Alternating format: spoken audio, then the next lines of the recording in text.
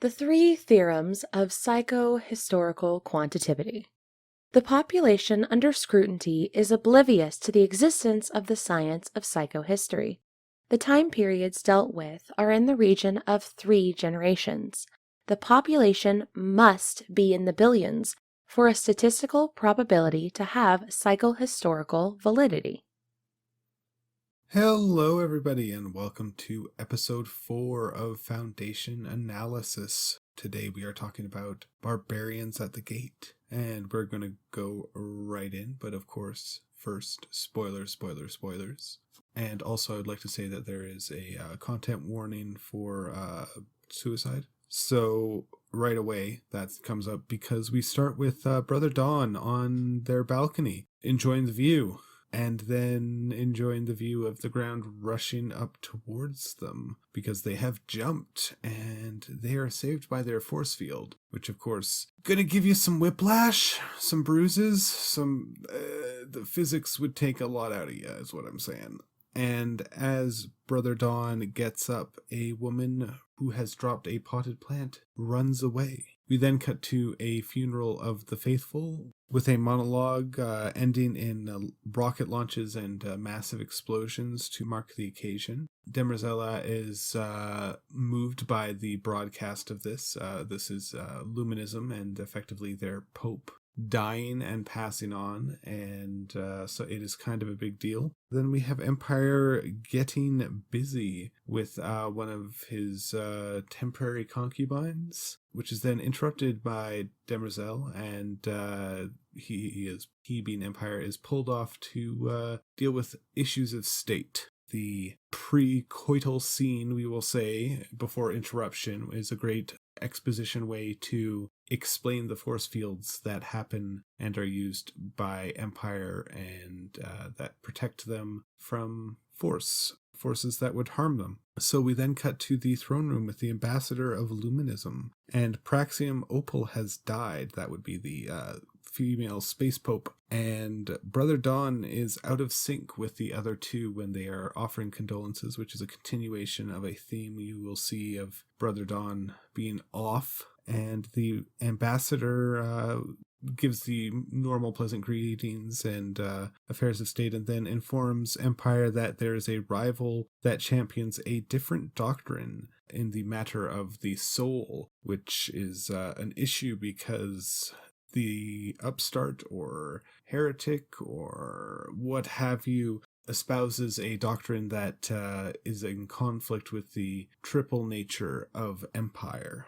You know, how can you divide one indivisible thing into multiple things? Well, you can't, and so therefore either one has it and the other doesn't, or none of the ones after the first have it. Because according to Luminism, it is a transitory sort of existence. Your consciousness is tied to your soul, which moves from one host or existence or cycle to the next with the death and or destruction, which you can understand why Dem is a proponent of. And so then we cut to dinner, and again we see Brother Dawn being out of sync with everyone, and it is quite interesting and kind of explains the whole matters of souls, which I have just covered. But there is a great little moment where Brother Day explains that they need to make sure that everyone thinks that Empire is their better, because if they don't, then the people won't follow and chaos will ensue, which is a perspective. And then we cut to Terminus, and then we have the Anacreons, who are saying that they are scrappers. However, if you look closely, you will notice the bow, and also that they want a very specific piece of tech, which is the navigation module, which would be pulled, so not actually in the derelict wreck. We then have the individual with the bow take point on trying to get in, and they are our spokesperson. We will learn more about them in the minutes to come, but they are quite cool and quite interesting. And they are able to, after capturing Salvor at the end of the last episode, they are able to get Salvor to smuggle them through the fence and into Foundation proper on Terminus. And of course, there is the promise of they need to get in and get out the entire group, etc., etc. But Salvor is only able to get one through at a time due to the genetic locking, scanning nature of the fence for protection. So they head out in the speeder to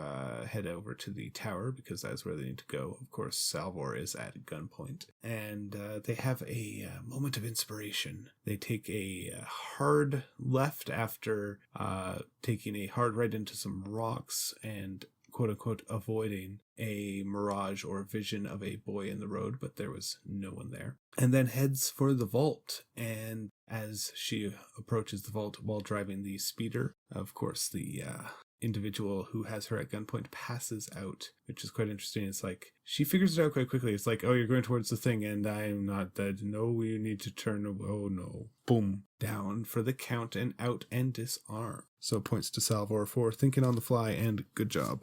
And then we have the interrogation, and this is cool because it gives a little exposition dump and explains what is going on, kind of, sort of, in a fencing of words sort of way. And we also get a kind of explanation of what Salvor is, a outlier, a person that can't be accounted for in the system and or model, and luck is a little different for them, or at least probability is, which is shown with the coin flip trick, which is super cool. I do like how the coins are crowns and claws, which are, of course, the crown is for the Empire, and claws, being the tails, is the bishop claw, which is, they remarked on it in the official podcast, but it's oddly specific, but it works, and sure, why not? And there is also a throwaway line that they are everywhere in the periphery, so, might be enough of a thing. But we get to find out what an outlier is and learn that they kind of manipulate or have statistics change around them, or probability, and that of course would be quite problematic for a system based on statistical probability of the masses. But when you have volume, eventually those outliers, if they are in small enough quantity, can be handled, I guess. Shrug? I don't know. So then we cut to Brother Dawn, who is sketching in one of the hallways, and as someone approaches, they switch hands, which is quite interesting. And then we have a shot of seeing who it is. It is the Spy Master, and they ask about the woman. Specifically, Brother Dawn asks about the attendant in the garden who ran away, and they are able to get enough information to head out and hopefully find out who it is.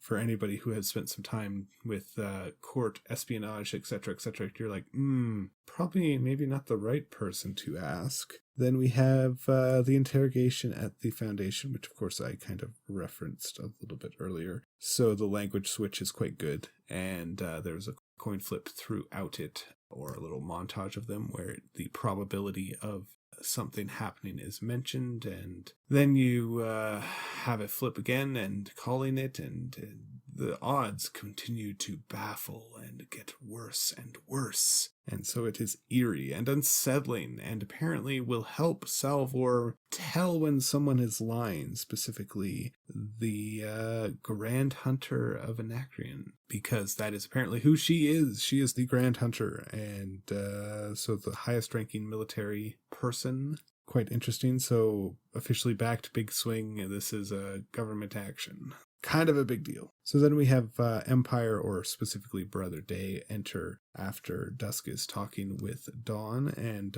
mention that a comms buoy has gone down, which of course is not that big of a deal, except it's the only one that services the Foundation, which of course Brother Day and Brother Dusk know the weight of, and Brother Dawn, they are aware of it probably, but the weight of it doesn't quite sink in. And so we get a little hollow image, and I'm beginning to think that Day is starting to believe Harry's predictions. And it's easy to believe that when, Empire admits that they were moved by Harry's words. But, of course, Brother Dusk says that they are not that big of a deal, having been exiled, and all of that.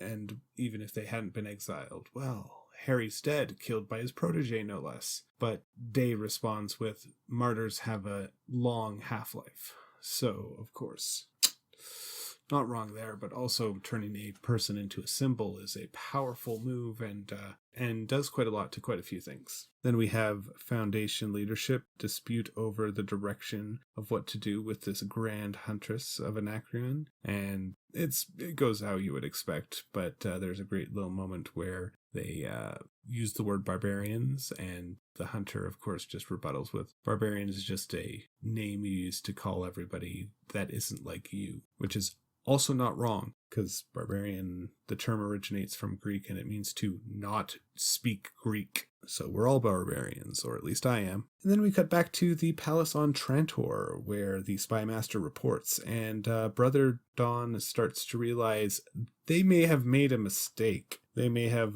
put someone on someone else's radar that they should not be there for, and they end up confronting the gardener after getting the information they need. Get some herb advice, which helps the shoulder, which apparently appears to have taken the brunt of it when they rapidly decelerated in the last couple inches before hitting the pavement. Again, whiplash. I'm sorry, force field, yeah, that'll stop you, but momentum's a thing. And then we cut back to the Foundation, which is surrounded, but it is safe behind the fence. At least that is what we believe. En route to the wall of the perimeter they are going to study or watch or keep an eye on, Salvor has a vision of the Imperial Library on Trantor. Hugo comforts her and offers her a way out. You know, we can take my chip and go. It'll be fine.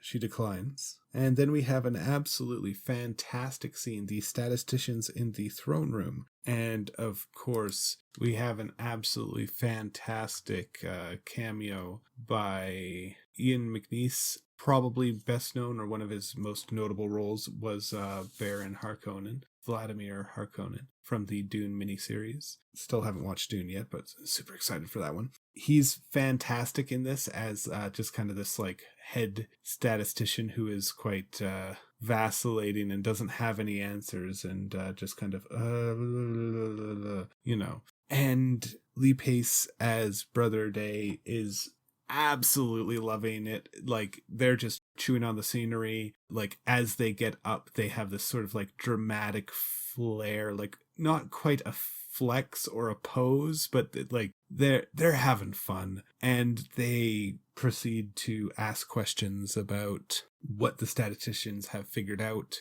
and what they believe and what they know and what do the numbers say, and etc., etc. And can you explain the principles that everything's are based off of? And they don't have a solution. They just have a belief that they're theirs. And he has this huge tirade about how thousands of statisticians in their mausoleum of numbers can't unravel the proclamations of one man. So what good are you? You know, and yells and slams some of their objects to the ground, breaking their tablets, we'll say. And then eventually yells at Ian enough that he just keels over and dies when asked a question. And it's a really good scene. I love it. I kind of feel bad for the guards who are just like, oh, well, I guess he's dead. Drag him out. Then we cut to Cleon the Artificer, you know, Brother Day, making a little remote control dragonfly, which is kind of cool. We cut to Brother Day, and he breaks protocol because he is on the ship waiting for Brother Dusk to head out. And he says, no, you're staying. I'm taking Dem with me, and we're handling this. And he gives a dressing down to Brother Dusk and says that he has been handed an empire in tatters because of the negligence of Brother Dusk when he was on the middle throne. Brother Day leaves for the religious election, or the choosing of the new Proxima. There is a great line from Dem as they head out where she's just like, well, I'm glad to see that we won't have any more issues from impulsive action, which of course, you know, Brother Day just gave a dressing down to Brother Dusk about lack of action or incorrect action and being impulsive and just choosing to do things, and then he is going and choosing to do things. And kind of in frustration, or as an outlet, Brother Dusk summons a Marine team and dispatches it to confront the Foundation and make sure they are right, because the comm buoy is dark. Probably should have been done as soon as that happened, though. Then we have the bug cam we have Cleon, the artificer, or brother Dawn, watching the gardener with the dragonfly, and as he is doing that, he sees the spy master in the background, and I'd say that he has a slight anxiety attack. Which is kind of funny in the whole moment and works, but it's just like also, you're spying on a chick, dude.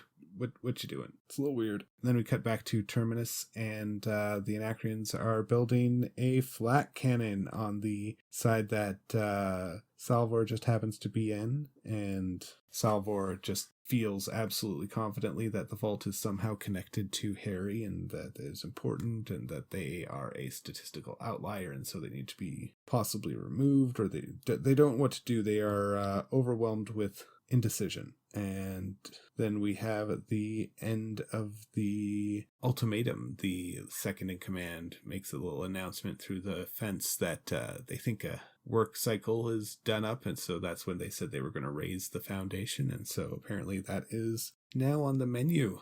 But that's not quite it. There's one more little cliffhanger for the next episode. We cut to space, and we see the pod. That's right, the pod that Gale was in, and it is flashing its little light, sending out its distress beacon probably, and then we see in the background some lights turn on and illuminate a ship there to pick up this pod. And that is where we will leave, because that is where they have left off the story at the end of the episode, with that doozy of a cliffhanger. So that's the episode. I don't have any summary thoughts to give. It was quite good. I particularly liked the statistician scene, but other than that, it was solid A+ production. Liked it, well acted.